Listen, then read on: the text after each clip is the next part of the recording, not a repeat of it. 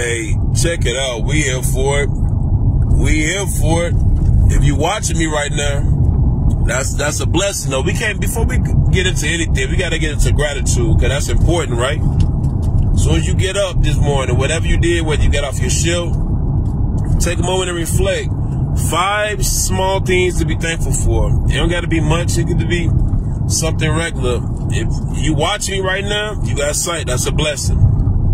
You holding your phone right now, motor function. That's a blessing. If you in the car right now, that's a blessing. If you walking, that's a blessing. If you going for work, going to, coming from, that's a blessing. See, we have underrated blessings that we miss out on. Like, for example, for me, if I say I want to be thankful for something, I get to say I'm thankful that I get into a car accident. That's a blessing, because, I mean, you see the sets, right? I can say I'm thankful for the fact that I got on clean clothes, washer, dryer, simple things. Loving people in my life, people that keep me motivated, people that remind me to keep going, because I need my haters. We need our haters. Yeah, they need it too. Yeah, they push us though, because if you think about it, every situation you had in your life that was traumatizing, overwhelming, or somebody doubted you, it kind of gave you the fuel to achieve and overachieve. I mean, you overlapped it, you did. We don't put enough life into each other as in real encouragement. You know, little hashtags here and there is cool. But how about that call? How about that text? How about that voice message? How about you pull up to somebody's spot and let them know that you cheering for them, you rooting for them, because they're going through what you went through, or they're going through what you're going through, or they're going through what you surpassed. Let them know that you support them. If I admire anybody who make any type of progress or something that I did, that I'm doing, or that I surpassed, I'm excited. I'm ecstatic when I see a man tending to his kids, uplifting his significant other, supporting his mom, embracing his friends. I mean, showing real, sincere support. Not the support for social media. I mean, behind the scenes. I mean, having the same energy, whether they give you constructive insight or not. The same energy. If you guys having a disagreement, that same type of energy, because some of us are selective. We all cool and copacetic and on point with somebody until they make us mad, or they tell us something we don't want to hear, or we have a simple disagreement. Then mood change, mood switch. Then we kind of get a little bit Dr. Jekyll, Mrs. Hyde. What happened? If you support that person, you support that person regardless, unless they did some physical damage towards you or some type of harm from an intimate standpoint at a high level. That support should still be there. That background should still be there. Don't have this person back as long as you guys cool, as long as you guys going out, because what I've learned is your greatest joy can be your greatest pain. Your greatest joy can be your greatest pain. Think about it. That friend that you had in your life, or have in your life, in the first season, y'all was going out, mimosa up, turning up, going to the gym. I mean, y'all doing all type of wild stuff, like jumping out of cars. Then in another season, you disgusted by the person. You don't even want to see them no more. Anything on that social media. And mind you, before you used to like and post and share and all that stuff. And now, because you guys had a falling out, you find anything you can to throw any type of issue at their way. Same thing in a relationship. That's your boo thing. Y'all doing Lady in the Tramp spaghetti type of joint. Y'all doing all type of, I love her, she love me, it's us against the world, whatever. You know, I don't play about mine, I don't play about him, I don't play about her. Then in another season, you don't even know why you even in this situation before. Why don't they let you go? Blah, blah, blah. You know, all that dramatic stuff that we like to put up on, like as if a paper cut turned into surgery real quick when we in pain, right? Or the same thing with the work. The job is the best benefit in your world. You admire, you uplift, you super ecstatic. You got your first check. You wearing your outfit on your day off. You let people know about the spot. I mean, you are the mascot right now. As soon as that job fire you or reprimand you or whatever the case it be, now you want to bring up all the mess, the issues that you've been having with that job. But you had the issues when you was cool with that job. It's funny, when we cool with something, or we love something, or we excited or ecstatic about something, overwhelmed, everything's smooth. Then when stuff's starting to get bumpy, now everything come out the woodworks. That's a sign of being artificial, sir. That's a sign of being artificial, Miss Ma'am. Sign of good luck. We have to understand how important mental health is because we ignore it. Oh, mental health, I got the mental health issue, but it's not that big of a deal, you know, until it starts to impact your kids. Once it starts to impact your life, your relationships, your family, your friendship, and life is revolved around relationships, believe it or not. I don't need nobody out this and that, you know, I'm just, you know, you can't do everything by yourself.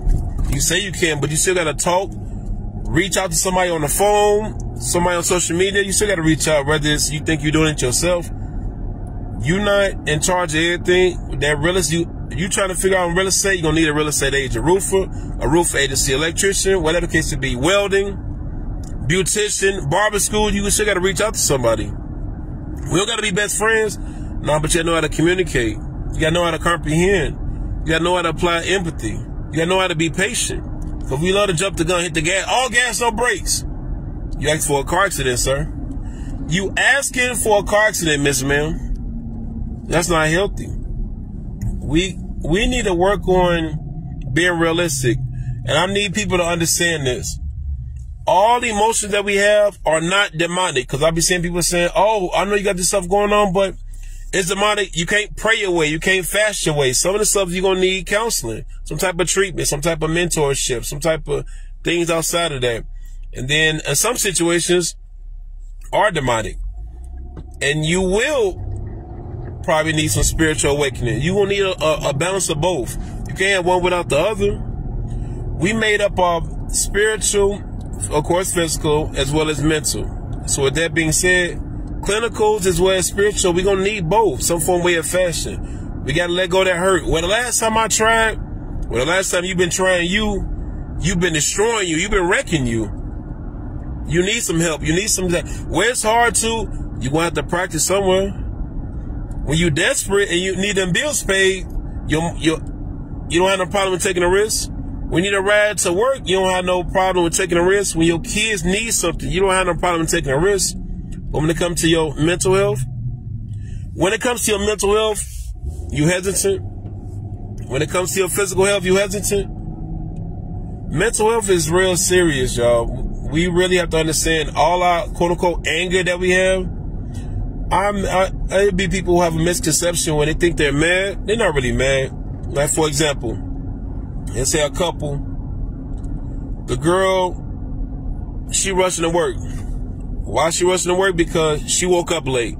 She woke up late because she was binge watching all day. She didn't eat till the middle of the night, whatever the case may be. She couldn't, whatever. So now she up. So now she rushing the kid. She rushing everybody. She mad at traffic. But yes, just rewind and tape. These are the leader scenes that we don't forget and evaluate. Could it be the fact that she washed her clothes, her work clothes, and it wasn't dry, and they damp, and she had them on? Could it be the fact that she was rushing a kid to get to work, get to school, and she forgot her lunch? Could it be the fact that she low on gas, and she trying to hurry up because she figured if I get there real quick, I can figure out who can give me some gas money? These are the leading factors that we don't bring into, contributing factors that we don't look into when we mad and we feel like we fed up, we irritated. Or for a guy, he a little high strong. Could it be high strong because him and his girl had a falling out? His brother probably put some business out. Somebody on social media exposed something about him that he didn't think that would ever happen. So you coming to work, you coming to school, you going around people that you support and care about, and now you giving them the blues. Displaced emotions. You think your mental health is not a big deal until it become a big deal, until it become a domestic dispute, until it become an aggravated battery, until it becomes something that can probably take you away from what you have that you love and you value because you lost sight. And you know what we say? I didn't think it was a big deal. I didn't think and I didn't know. And I was singing that same song. My emotions, my emotions. You bring life into them emotions. Those emotions are real. Identify them emotions. Regulate them emotions. Stop when you get mad. Don't jump into the first thing. Oh, I'm mad because this happened, so I need to act out. It's crazy how many times we see a lot of violence came from. It could have been a simple misunderstanding. Somebody didn't want to apologize, and somebody was too stubborn to realize they was wrong. Somebody was too stubborn to realize they was wrong. And now it's so much of bad blood. But it's not a bad blood. It's one person's learning how to compromise, and the other person, even though they probably don't want to adhere to the negotiation, they got to meet in the middle. Because we all got to work together. We all can't run around here having so much disdain toward each other and making money. We can't have so much disdain toward each other and be uplifting because you keep looking around the corner. Back to what I was talking about yesterday, day before yesterday. Suspicion. Those are assumptions and feelings. But if you would have caution, that's a lot more logic. That's a lot more logic. That's a lot more reasoning. Physical evidence. Stop holding on to what happened to you in 2017 and bring it in 2024. Stop holding that. I know, I get it. We had pastors, we had mentors, we had brothers, we had sisters, we had friends, we had boo things that switched up on us. Okay, that happened. But what are you going to do about it?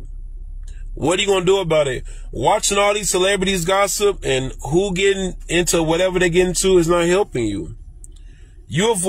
We think mental health is a straitjacket. Man, I'm crazy. We all got something about us that's dysfunctional. Whether it was from our generation, the generation after that, or whatever after that. From a biology standpoint, it could have happened. Plenty of moments that happen outside of our understanding. But you got to get the help, because the crying out on social media, putting out a post, hoping somebody react to yourself, but it made you feel good, but it didn't remove that pain from you, that depression from you, that jealousy from you, that envy is from you. You didn't think that. People say, oh, I ain't jealous. When I was young, I was. I was jealous because people had nicer clothes than me. I was jealous because people had a mother and father that was proactive in their life. I was jealous because people had a support system that I never even experienced. I was jealous because my big brother got more of the support and the cheers, and I achieved more. See, these are things that when you say reflect, you got to be real with yourself. Some anger I had towards people, period, because I had older influences in my life that raised me, that made me feel less than what I was. So anytime when I became a fighter, when I got more in tune with myself, when I became an adult, the first person that took a moment, I lashed out on them for something that happened way back when. It probably was a joke. But because I'm at this place now where I want to prove my point, pride, anger, arrogance, and sense of entitlement, all of those moments in my life caused a conflict of growth within myself. It was challenging for me to be a better person because I didn't know how to. I didn't have a model. I didn't have an image. I didn't have nobody tell me it was okay to cry. It was okay to express myself. It was okay to not figure it out. Because if some of you guys know this song by Music Soul Child, it's called Teach Me. The first line he said was, I was taught the true definition of a man was to never cry. I was taught that. If I was any shed of tears I did, I got slapped, I got attacked, I got ridiculed, or I was beat down. So now as I get older, I feel like tears was a sign of weakness. So I'm internalizing. So I'm hurting everything inside me that I implode on the innocent bystander. Bleed on people who didn't cut you. So in future, after the line, after true definition of a man was to never cry, was the work till you tired, got to provide. You always got to be the rock for your family. But then, while you being so strong to everybody else, you didn't tend to yourself. No self-care. You didn't see how you was feeling. Did you eat? Men and females go through the same thing. We argue and spaz, but we go through the same thing behind closed doors. We go through the same thing after every breakup. We go through the same thing after when we lose a job. Our hopes and dreams get shattered. We all get emotional, but we don't talk about it, though. We talk about everything else that sounds appealing. But we ain't talking about that real. Anybody who knows me, you come to my gym, my counseling sessions, group sessions, whatever. We got to be vulnerable. As in, oh, I get arrogant sometimes. Oh, I get a sense of entitlement sometimes. Oh, I feel like I deserve the world. Oh, I feel as though the worldliness is delusional. Once you realize that maybe you're not a beast, it's okay. There's other animals out there that's still ferocious. Maybe you're not a 10. Maybe you could be a 7. That's cool. Every man can't be 6'1", and that's okay too. It's still power on your side. It's still power in your academics. It's still power in your achievements. But we have to get wrapped up with social media. I don't care what people think. but you wearing clothes that you didn't wear, but because social media told you that was appealing or cute or the move or it give you the extra drip, you putting it on. That car that you can't afford, you bought that car for the aesthetics. That house that you can't afford or clean up, you did that for somebody else, sir. Big bro, you did that for somebody else. Miss ma'am, you did that for somebody else. These be the things that we don't realize once we leave that relationship, once we leave that job, once we start hanging around them friends, you realize that car you never liked, them clothes you never liked, them environments you was around you never liked. Well, because you were so wrapped up with, I had to appease somebody, I wanted to entertain somebody, I wanted to be accepted, because I've been there before. I did a lot of stupid stuff because I wanted to be accepted, because I wanted to be included, because I didn't know what that was like to be support. Glory more and more out.